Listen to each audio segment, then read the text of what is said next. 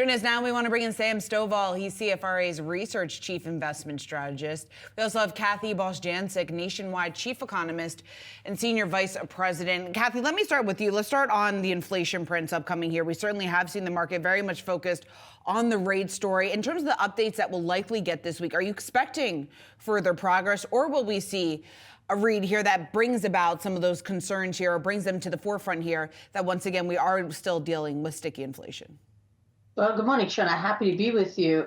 I don't think we're going to get any reprieve on the inflation front this week. When we look at producer prices, that will be the first inflation readings we get, as you mentioned, tomorrow.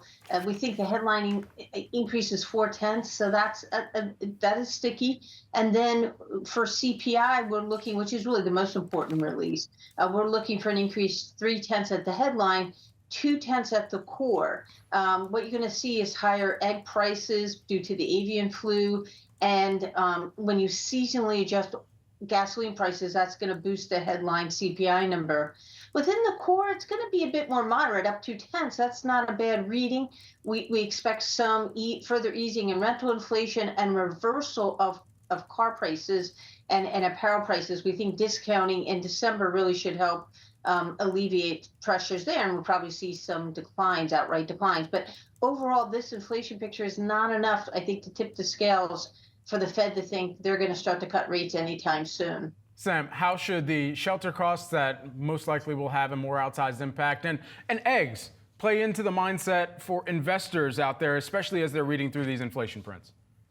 Hello, Brad. Well, I think investors like myself would be agreeing with Kathy that we're probably going to see hotter CPI, PPI, and maybe even PCE later this month. The real question is this likely to be a trend that will continue into the year? Or, as we are projecting, that this will probably end up being a bit of a high watermark before we start reasserting that downward trend in inflation. So I think certainly that the Fed will be on hold until the second and fourth quarters of this year, when they will be cutting interest rates.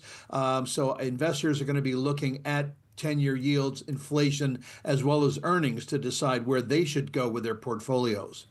Sam, talk to me a little bit more about why we are seeing the reaction in the equity market to the bond market moves here, because here we are, we have the 10-year yield not too far from that 5% level. What is it that's so problematic about these levels that's causing some of this risk-off trading action that we've seen?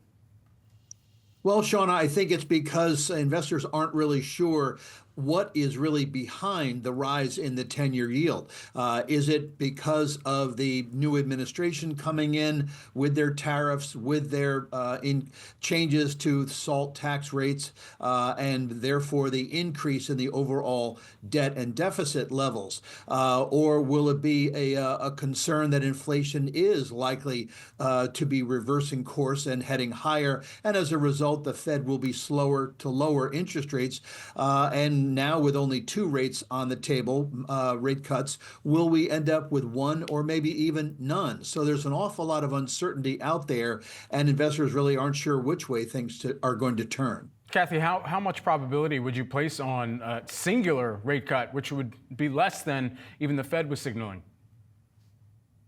So our baseline forecast, we're very similar to Sam's views. We do think there's a chance the Fed cuts rates in the second half of the year, and we see 2 rate cuts. But as you mentioned, if the data continue to come in as they are, meaning that, let's also remember there's some good news here. The labor market and the economy is actually stronger than the Fed thought. That's in large part why 10-year yields are rising, and they may sit on the sidelines for longer than expected. But it's going to depend on the data and the inflation stickiness. Our view is that the underlying inflation trend is still downward, so disinflationary. What we don't know at this point is what changes in tariff and immigration policy we have. So we've incorporated some increase in goods prices, and that probably dissipates, though, as the second half of the year goes on. So we're still hopeful that we get some Fed rate cuts, but again, it's going to be pushed off to the second half of the year.